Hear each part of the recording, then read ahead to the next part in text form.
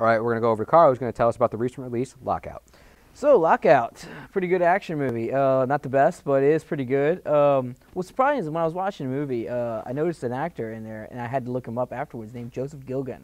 He's a British actor who's been in a show that's available on Hulu right now called Misfits. Well, no, I was going to say, what's his role in this film? He's the guy, if you see in the trailers, that has like the mohawk with the like one glassed over eye, and he's just like got the tattoos, and he's like super skinny, and he's like super crazy. You know, that's him. But the thing is, watching it, he plays the same character in Misfits, like the super crazy, quirky kind of guy. Okay. And he's been in some other films, like I don't know what he's done in those films, but he's been in other films. Now, I want to address something just real quick here.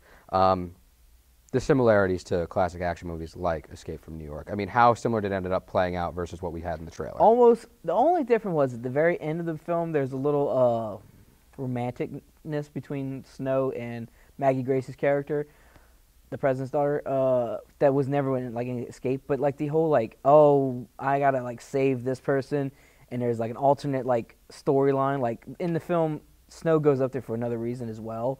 And I remember Kurt Russell doing the same thing in the Escape movies. I don't know if it was Escape from New York, but I think Escape from L.A. He went to go do something else. He was like, yeah, I guess I'll do it. But no, when he was there, it's like, I'm working on another alternative.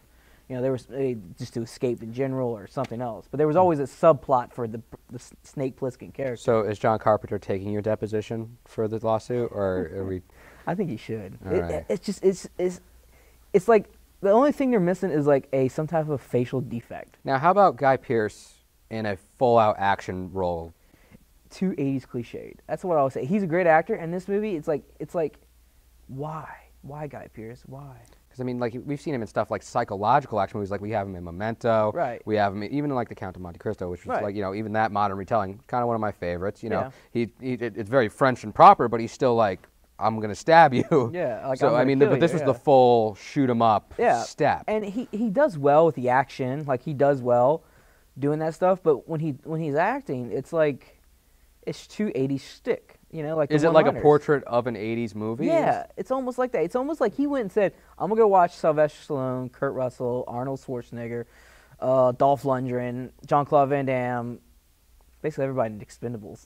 I'm gonna go watch all their movies and then like copy them and then the thing about the script is like I was reading a review, but I hate to talk about someone else's review, but I was reading a review and they're like, the script seemed all right, except for these little one-liners. You take these one-liners out, and it's actually a good, decent script. And it was like, I guess the only thing I think of is like a European, because this movie is brought to you by Europa, which does a lot of European, like French and British movies, and it's brought to them, it's like their way of saying like, this is our take on sci-fi 80s, you know? And the sci-fi special effects, like in the trailer, look pretty cool, but when you watch it in the movie, they're not that good. Like, they're better than, you know, the 80s, but, you know, the budget they were working on wasn't for that, right. You know. So, I don't know. I'm still gonna give it, I'm gonna give it a wait for DVD. Like, it was good, but. So I just want to hear you say it, though. Who was right on this one?